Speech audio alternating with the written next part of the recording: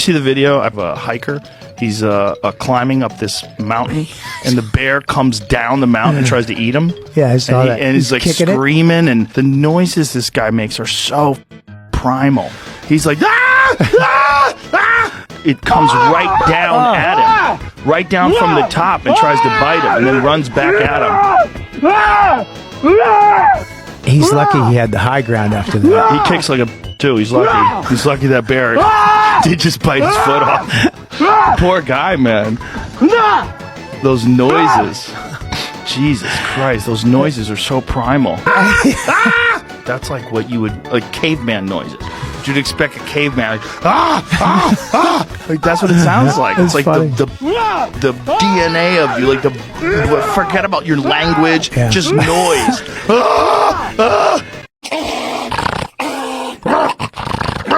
So have you ever done DMT? When you look at the Vatican, they have a lot of Luciferian shit. Look at the sculpture of the resurrection. Pull that up, the sculpture, and you tell me if that's Jesus. Dude, this is in the Vatican. This is their main church. He's coming out of the ground. It looks like roots. Look at the serpent cathedral in the Vatican. Look at the fangs and look at the eyes. Come on. The Vatican's been pretending they're into Christ. They're not into Christ. They want to destroy Christ. Vatican has the biggest telescopes in the world. They have one called Lucifer. They're the ones who are creating the stuff that turned people away from the Bible. Are you saying the Catholic Church trying to kill religion?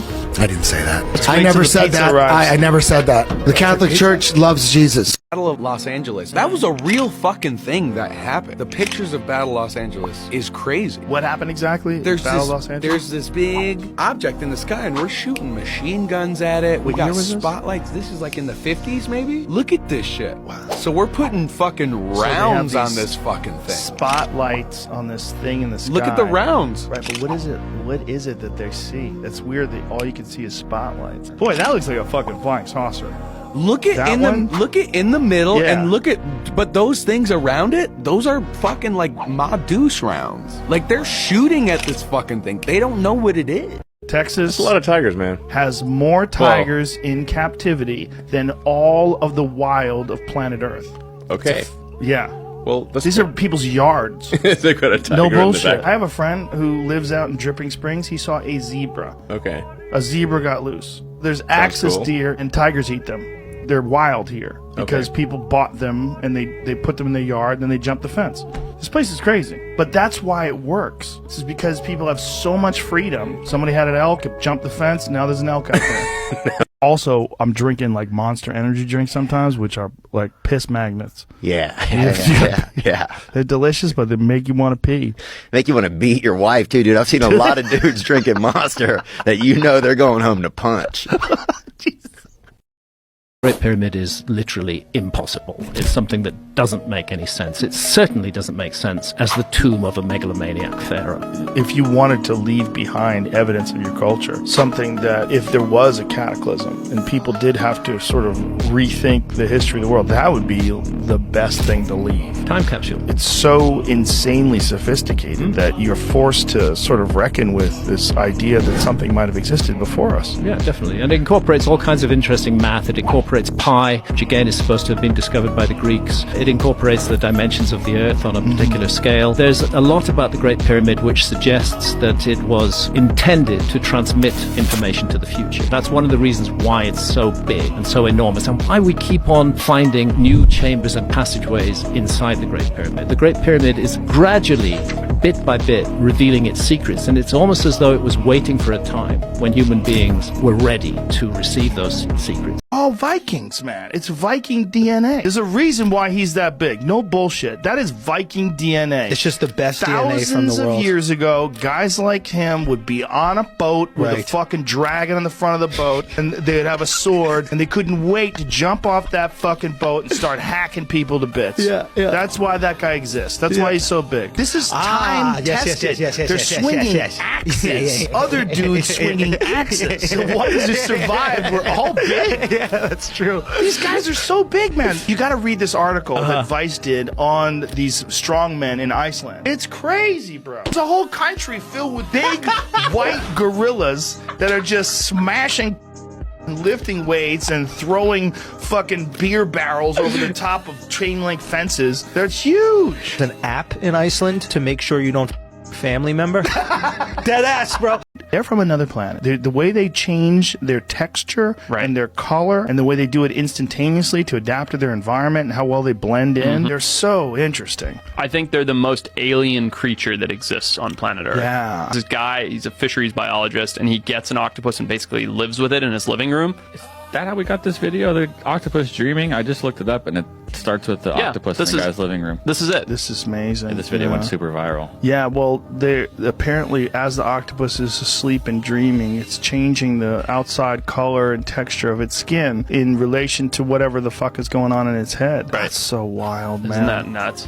It's just so weird how they can instantaneously change their coloration and their texture, and then perfectly blend in with coral. Like when you see them like stop on a coral reef and just become the reef, you're like, what Instantly, are you? too. It's like, zoop, and it's gone. Look at the colors in this thing. What about giant sloths? What are your feelings on those? So I've had probably 3 years of research into this, into giant sloths, because Manapuguri, I believe is how it's said. It's the South American name for giant sloths.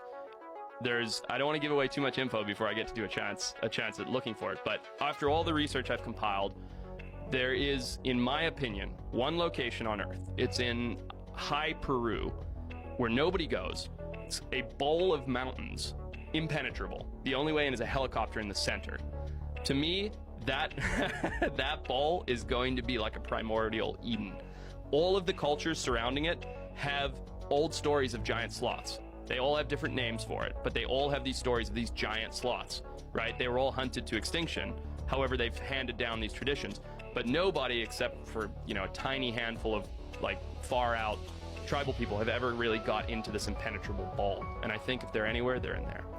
You have a bullet in your hand and you shoot a gun. Which bullet drops faster? Generally, they get the wrong answer to that. Yeah, drop at the exact same rate. They'll hit the ground at the same time. Exact same time. And that blows people's minds. They can't believe that's But you fact. do that in Physics 101. It's a physics demo. So that's why physics is so important. People say, oh, let's take biology and this. Great. But don't leave out the physics, because that's where the fundamental operations of nature are to be found. Physical universe are to be found. So what you have is, you have a gun at one side of the stage. The bullet moves horizontally, but also falls, because gravity is pulling them both.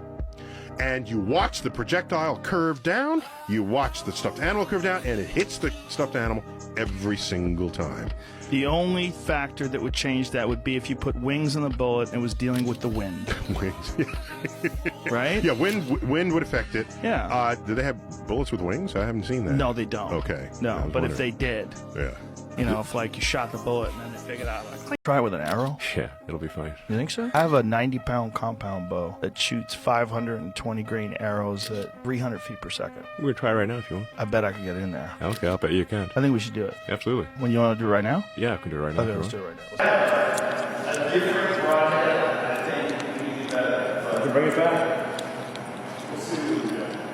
We'll get a sense in here. Just don't, have the arrow come back and. I'm gonna shoot the door. I mean, just where it ricochets.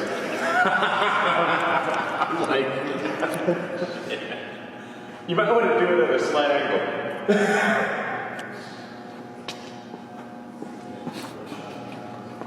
You know what I mean?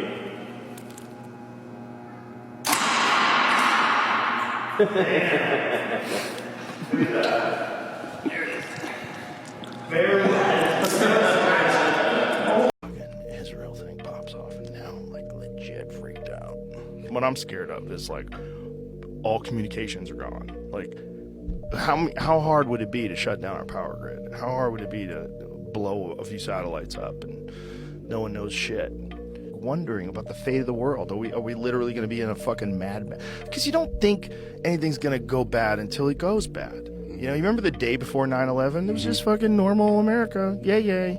And then the next day, chaos. And then everyone's riding around with an American flag on their car. Yeah. Like, anything can happen. And if anything does happen, like, how much is the world going to change? I mean, like, knocked down Tyson Fury in the 3rd round, beat him up in the 8th round. Most people, including me, thought he should have won the decision, including most boxers, most boxing pundits. And he lost by 1 point on one judge's scorecard. He won on one judge's scorecard. Another judge who should go to jail had it 96-93 for Tyson Fury, which is fucking outrageous. Sure. And when he dropped Tyson Fury in the 3rd round, you see Tyson's on his back going, what the f?